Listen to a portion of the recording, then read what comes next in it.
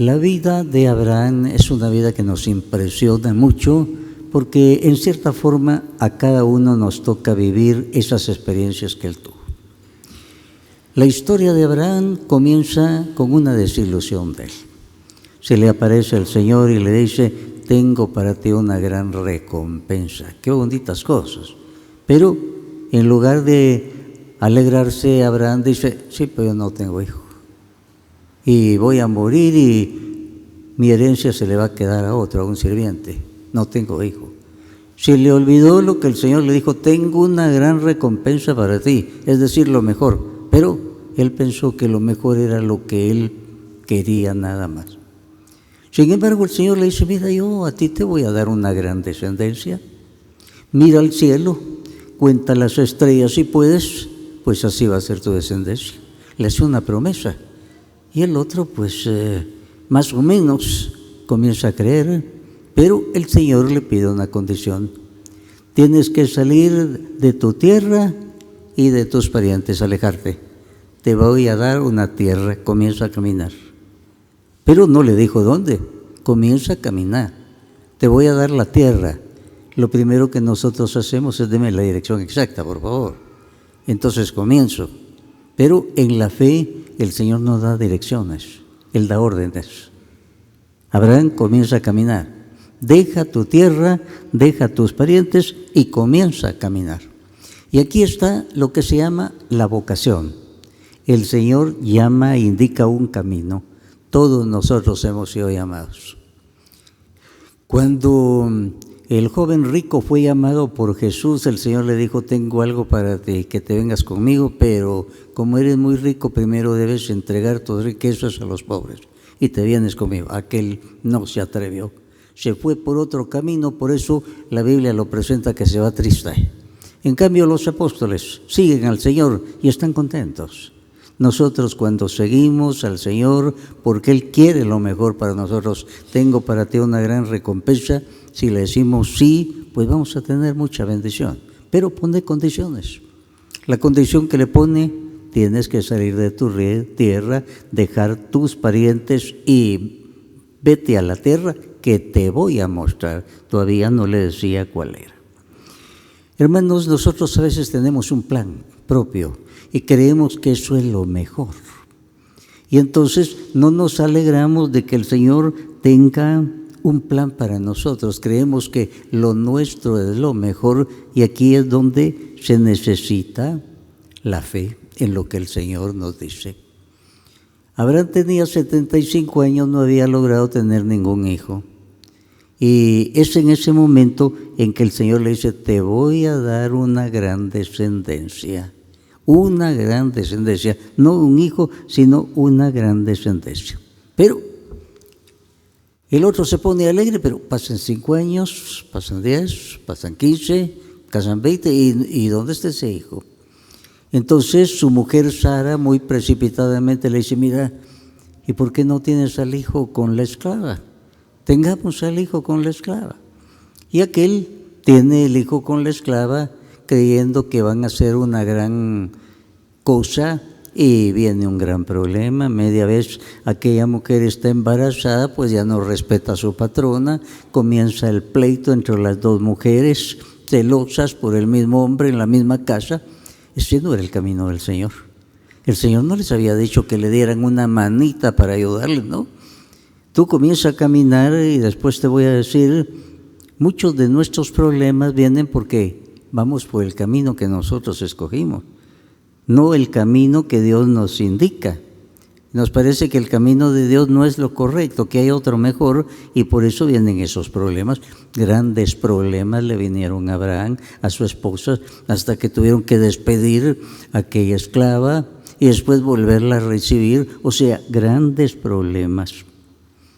Viene aquí un hecho también muy significativo. Abraham le dijo sí al Señor y comenzó a caminar, y el hijo no llegaba y no llegaba, y pasaban los años. Él se iba envejeciendo cada vez más. Hasta que un día le dice el Señor: mira, Abraham, cámbiate de nombre. Ya no te vas a llamar Abraham, sino Abraham, que quiere decir padre de multitudes.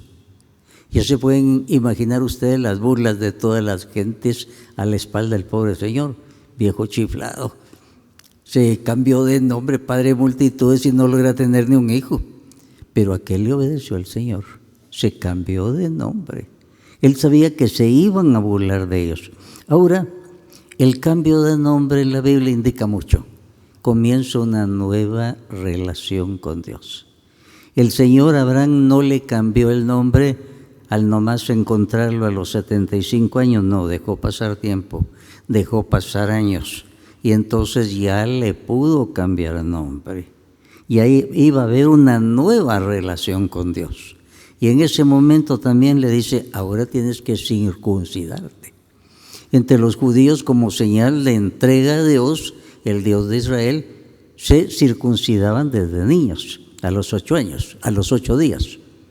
Y a Abraham hasta los 99 años le dice, bueno, ahora te vas a cambiar de nombre y te vas a circuncidar. La circuncisión dolía y él lo hacían como una entrega a Dios, al Dios de Israel.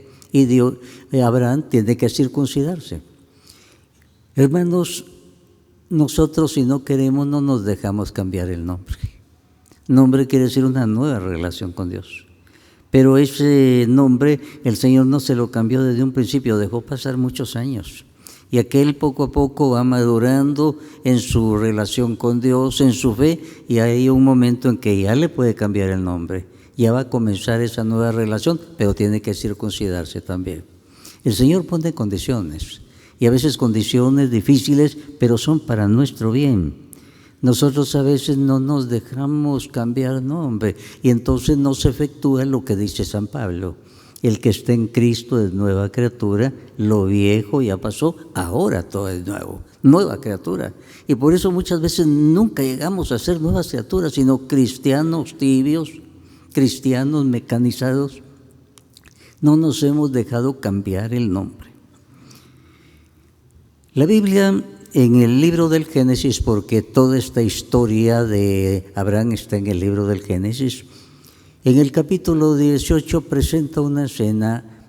Abraham está frente a su casa, está en actitud meditativa, y en eso aparecen 3 jóvenes que vienen hacia él. Y Abraham se pone de rodillas y dice, Señor, no pases adelante, entra en mi casa. Fíjense ustedes, eran 3 jóvenes, y él habla en singular, Señor, no pases adelante. Abraham estaba en una actitud meditativa, de oración, de meditación, y logra descubrir en aquellos 3 jóvenes la presencia de Dios. Y así va a ser. Los invita a su casa, y aquellos jóvenes le dicen, Abraham, te traemos una buena noticia. Vas a tener el hijo que siempre has querido dentro de un año. En ese momento tenía 99 años. Y había pasado mucho tiempo desde que había recibido la promesa de que iba a tener una descendencia muy grande. Y entonces le dicen, el año próximo vas a tener el hijo. Y él se ríe gozoso. La esposa Sara, que detrás de la puerta estaba escuchando, se rió con amargura. Tontos esos, no saben que yo soy ancianita, ¿cómo voy a tener hijo? Ella no. Y entonces el ángel, que no la estaba viendo porque ella estaba detrás de la puerta, le dice, ¿por qué te estás riendo? Yo no me reí. Sí, te reíste, ya te vi. O sea, Dios ve todo. Abraham se rió de gozo, aquella de desilusión, no tenía la fe necesaria. Abraham, como que ya le hubieran tomado el pelo tantos años y ahora le van a decir el año próximo sí, y él cree. Y por eso se ríe. Hermanos, el caso de Sara es muy común. Nos cuesta creer. A veces el Señor se nos manifiesta, pero Sara no estaba en actitud meditativa, no estaba en oración y meditación. Ella no pudo captar la presencia de Dios. Abraham sí. Y es lo mismo. Dios muchas veces se nos quiere manifestar, pero solo se va a manifestar al que esté en actitud de silencio, de reflexión. Nosotros estamos acostumbrados a un mundo lleno de bulla, de ruidos. Y si no hay ruido no nos encontramos bien. Y entonces es muy difícil que encontremos a Dios. San Agustín decía, temo al Señor que pasa.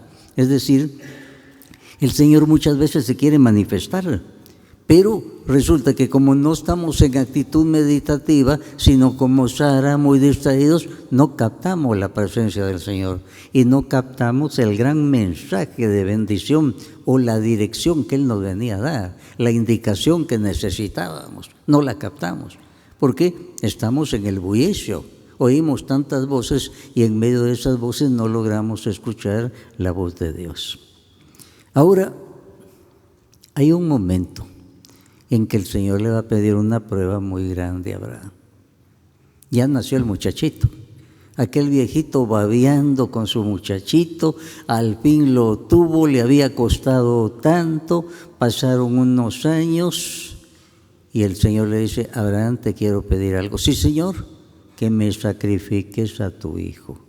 Ya se pueden imaginar. ¿Cómo es eso, sacrificar al hijo?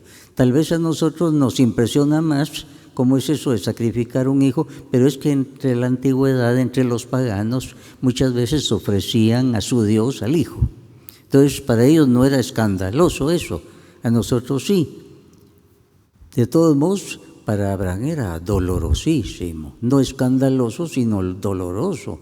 Le acababa de dar su hijo y ahora sacrificámoslo. Y entonces vamos al monte Moria, le dice a su hijo, que tenía unos 7 años más o menos, y el muchachito va cargando la leña. Y esto muy simbólico. Él no sabe que va al sacrificio. Y cuando llegan allá el niño inocente dice, papá, aquí está todo, la leña, el fuego, todo para el sacrificio, pero falta lo principal, el cordero. Y Abraham siente que se le parte el corazón, pero le dice, Dios proveerá. Y en eso toma el muchachito, lo pone sobre el altar, levanta el cuchillo para sacrificarle y un ángel lo detiene. Era una prueba de Dios. Y él llegó hasta ese momento. En la carta a los Hebreos del Nuevo Testamento se comenta este caso. Y dice que Abraham en ese momento siguió creyendo tanto en Dios porque él le había dicho que le iba a dar una gran descendencia a través de ese hijo que se llamaba Isaac. Y él siguió creyendo, entonces dice que creyó que seguramente le pedía que en ese momento lo matara, pero le iba a resucitar. Ese es el comentario que hace en el Nuevo Testamento la carta a los Hebreos. Es decir, él no dijo el Señor me engañó, buscó una solución que a él le parecía. Era otro el camino del Señor. Y en esa forma él llegó a la prueba máxima. Por eso de Abraham se dice que esperó contra toda esperanza aquella gran descendencia que le había prometido el Señor y todo lo que le estaba pasando. Ahora hay otro caso también. Abraham tiene mucha intimidad con Dios. Ahora cuando aquí dice que Abraham platicaba, no se imaginen ustedes a Dios en figura humana que va a platicar con él. Tenía experiencias espirituales en que oía la voz de Dios y veía que se cumplían las cosas. Y eso le daba más fe, pero no se cumplía todo lo que él quería. El Señor le comunicó algo, como era un buen amigo, un hombre justo en la Biblia, que decir santo, pues entonces el Señor le dijo que a las ciudades perversas, Sodoma y Gomorra, las iba a destruir porque había demasiado pecado. Y comienza aquel a interceder, se siente intercesor por aquellas ciudades. Señor, y si hay 50 justos ahí, no vas a perdonar. No hay 50 justos. Señor, pero entonces 40. No hay 40 justos. Señor, 30. Y así va bajando hasta que llega a 10 y ahí se queda. Ahí su discernimiento le dijo, ya no es la voluntad de Dios. Ahí se quedó. Pero él se sintió intercesor. La carta de Santiago dice, la oración del hombre justo tiene mucho poder. Justo en la Biblia es santo. Por eso el santo tiene un gran poder de intercesión. La Biblia dice, solo hay un mediador entre Dios y los hombres, Jesús, para nuestra salvación. Todos nosotros somos intercesores. Usted tiene un examen. Mamá puede rezar por mí. Claro, hijo, hija, ella está intercediendo. Pero el intercesor para la salvación entre Dios y los hombres, ya sabemos que es Jesús, pero todos nosotros somos intercesores. Y por eso, cuando queremos algo, invitamos a algún santo de nuestra devoción, a la Virgen María. Virgen María, acompáñeme en esta oración. El milagro lo hace Dios, como en Caná de Galilea. El milagro lo hizo Jesús, pero de por medio estaba la intercesión de su mamá, la Virgen María, que intercedió por aquella familia. Y ese es el sentido del milagro. En la Biblia, en los libros de los Hechos de los Apóstoles, dice, Dios hacía milagros por manos de los apóstoles. Aquí está claro, el milagro lo hace Dios a través de personas santas. La oración del justo tiene mucho poder y entonces él siente que tiene influjo ante Dios y comienza a interceder, pero en esa intercesión él no va a imponer su voluntad, sino hay un momento en que dice, hasta aquí, ahí se queda. Entonces, él, el gran intercesor, y nosotros también somos intercesores. Y entre más limpios estemos, nuestra oración de intercesión va a ser más agradable a Dios. Y entre más sucios estemos por el pecado, menos agradable va a ser para Dios nuestra oración. Y así es que Abraham no se pone como intercesor desde un principio, sino hasta después. Hermanos, a nosotros nos pasa mucho en nuestra vida, como Sara, mucha prisa. Vivimos en un mundo de mucha prisa y entonces nosotros queremos arreglar las cosas a nuestra manera y no a la manera de Dios. Y miren qué problema se acarreó Sara cuando aconsejó a su esposo que tuviera el hijo con la esclava Agar. Qué problema llevó a la casa por precipitada y el otro también por dejarse llevar. Ese no era el camino del Señor. Ellos se impacientaron, el Señor promete, ya pasaron tantos años, y de veras habían pasado tantos años. Pero el tiempo de Dios es el tiempo de Él. No lo podemos cronometrar, ni hay que juzgarlo, ni hay que pretender adelantar el reloj de Dios, nada. Esperar el tiempo de Dios es lo que cuesta tanto. Y saber que cuando llegue el tiempo de Dios se va a cumplir lo mejor para nosotros, aunque por un primer momento nos pareciera eso no es lo conveniente. Si Dios es lo que dispone, lo que me conviene a mí en ese momento. Hermanos, también el Señor quiere tener una nueva relación con nosotros. Un cristiano que acaba de convertirse, de empezar, pues está iniciando en su vida espiritual.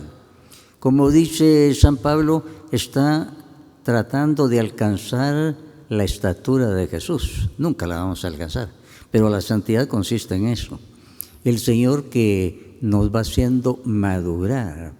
Por eso la carta a los Gálatas 5:22 habla del fruto del Espíritu Santo. Cuando la persona se deja cambiar de nombre, cuando se circuncida, es decir, corta algo que no es de Dios, que el Señor le está pidiendo, y nosotros no queremos soltar aquello. Abraham, ¿cómo iba a querer retirarse de toda su parentela, de su tierra, que quería sal? Y ahí te voy a decir más tarde, la dirección ahorita no le dice dirección, y esa es la fe. Y por eso de Abraham se dice, esperó contra toda esperanza, dice la Biblia. O sea, él veía que todos los caminos estaban cerrados. No había por dónde caminar. El Señor le decía, vete por ahí, pero se cerraban todos los caminos y él seguía confiando. Su pobre esposa no tenía la fe de él. A Abraham se le llama el padre de la fe, porque es en la Biblia el que nos enseña a tener esa fe a costa de todo, contra toda esperanza. Y el Señor que no falla, y el Señor que le concedió primero el hijo Isaac, y después va a tener otros hijos. Va a morir su esposa y con otra esposa va a tener otros hijos. Así es que es una cadena, el Señor ya lo sabía cuando le dijo, mira, mira el cielo, cuenta las estrellas si puedes, pues así de numerosos como las estrellas van a ser tus descendientes.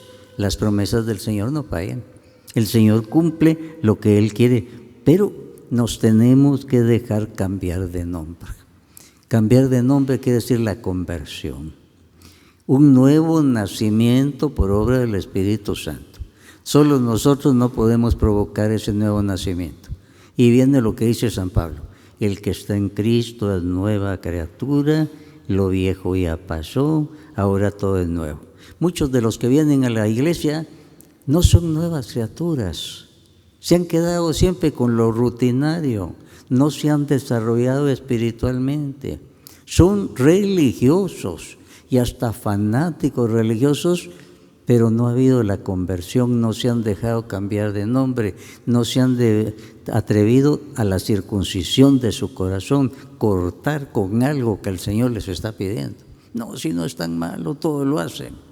Y entonces resulta que no ha llegado la circuncisión del corazón y por lo tanto el Señor todavía no puede cambiar de nombre. El Señor no comenzó cambiándole el nombre a Abraham, dejó pasar tiempo. Y en ese tiempo Abraham y se volvió mentiroso también. Su mujer era muy bella y cuando iban llegando a un pueblo, para que no la pretendieran y se la quitaran, le dijo: dile que soy tu hermano, nada más.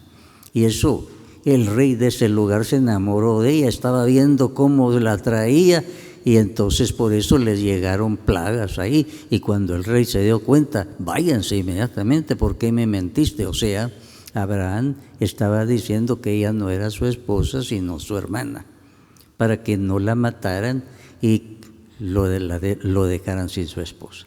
Hermanos, todos en una u otra forma, como Abraham, hemos sido llamados. El Señor es Dios Padre bueno, bondadoso, quiere lo mejor para cada uno de nosotros. El camino del Señor es muy raro, el tiempo del Señor es muy raro, no corresponde al nuestro, pero es el camino que nos conviene. El joven rico no se atrevió a ir por el camino de Jesús y se fue triste. Es decir, no llevaba la bendición de Dios, escogió su camino.